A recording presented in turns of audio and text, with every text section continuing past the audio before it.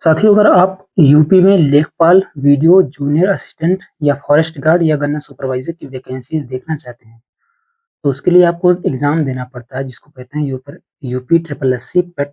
ठीक है? ये इस नाम से एग्ज़ाम होता है।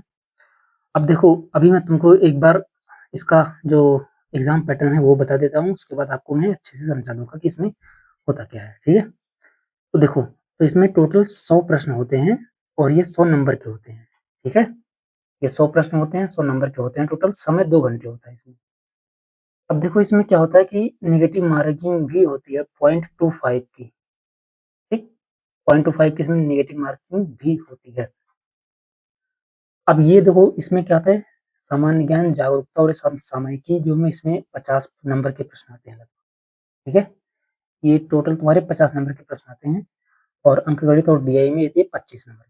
तो ये इस प्रकार से यहाँ पर है, आप यहाँ पे एक बार देख सकते हैं, ठीक है? इसकी जो योग्यता है वो 10th पास होती है, मतलब 10th या 10th के समकक्ष आपने कोई क्लास या पास की है तो उसके लिए भी आप यहाँ पे एलिजिबल हो सकते हैं, ठीक है?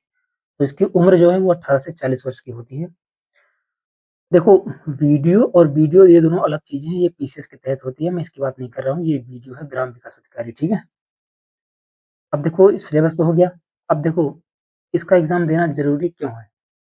देखो, सपोज आपने अगर ये लेखपाल का एग्जाम आप देना चाहते हैं, इसकी वैकेंसी आई है, ठीक है? अब देखो, इसमें क्या होता है, आपसे मांगा जाएगा पेट में आपके कितने मार्क्स हैं। अगर देखो, लेखपाल की जो वैकेंसीज होती हैं, अगर ये मेंशन किया जाएगा कि जिसमें 100 नंबर के क्वेश्चन है, जो बच्चे 60 नंबर से ऊपर हैं वही ये लेखपाल का फॉर्म भर सकते हैं, ठीक है?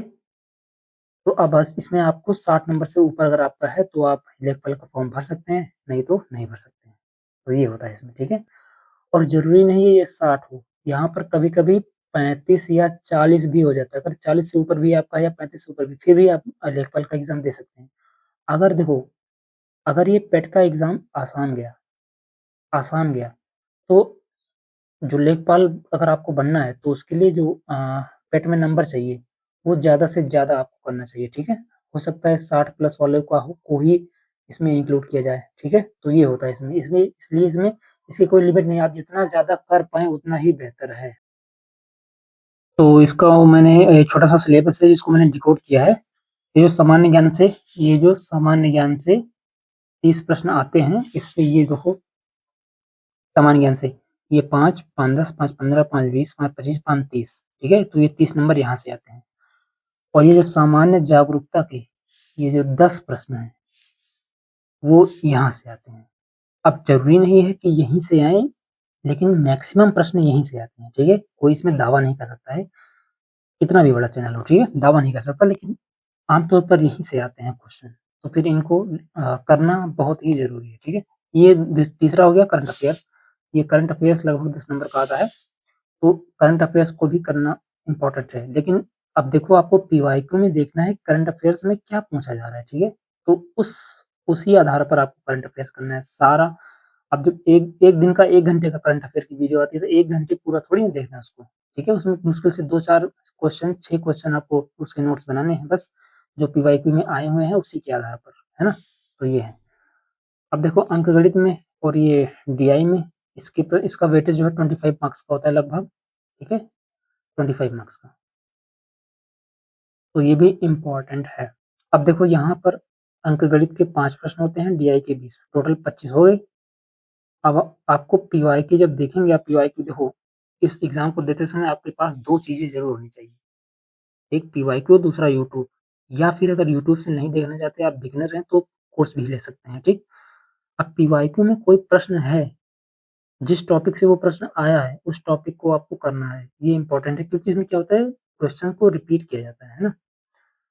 अब जैसे यहाँ पर है, लिखा है भारतीय राष्ट्रीय आंदोलन, तो अगर कोई क्वेश्चन भारतीय राष्ट्रीय आंदोलन से आया है, तो अगली बार भी आएगा, लेकिन ज़रूरी नहीं कि उसी में से आएगा, लेकिन आएगा ही, आंदोलन से ही आएगा, ठीक है? तो ये कुछ चीज़ें हैं, एग्ज़ामिनर भी ये सब चीज़ें देखता है पढ़ाते समय, तो ये सब सारी चीज़ें होती हैं। अब इनको करने के लिए आपको 2 चीज़ों की आवश्यकता होगी, एक है पीवाईक्यू, दूसरा है यूट्यूब। अब पीवाईक्यू में कोई क्वेश्चन है, उसको देखो किस टॉपिक से आया है, उस टॉपिक को यूट्यूब से पढ़ लो, सबसे आसान तरीका। अब इसमें क्या होता है कि जैसे अंकगणित में टोटल तुम्हारे 10 चैप्टर हैं। लाभ हानि हो गया, प्रतिशत हो गया, चाल दूरी समय हो गया, औसत हो गया, है ना? रेशियो प्रोपोर्शन हो गया और इसमें कई सारे टॉपिक्स हो गए। क्षेत्रफल हो गया, ये क्षेत्रमिति हो गया, मेंसुरेशन जिसको हिंदी में इंग्लिश में कहते हैं, है ना? अब ये टोटल 10 टॉपिक हैं, लेकिन क्वेश्चन कितने आते हैं? 5। अब ये 5 क्वेश्चन जहाँ से आते हैं, पहले उनको करना है हमें, है ना? उसके बाद जो बचे हैं उनको करना है और जो रिपीटर है उनकी बात अलग है। उन्होंने सारा खत्म कर लिया होता है, तो उनको केवल प्रैक्टिस की ज़रूरत होती है, ठीक? ये है। तो मैंने आपको सिलेबस बता दिया इसका। इसके एग्ज़ाम्स देखो, इसके जो फॉर्म है, देखो वो एक्सपेक्टेड है, मतलब कन्फर्म नहीं है कि कब आएगा, लेकिन एक्सपेक्टेड है कि ये जुलाई में आ जाए, तो ज़्यादा बेहतर है, ठीक है?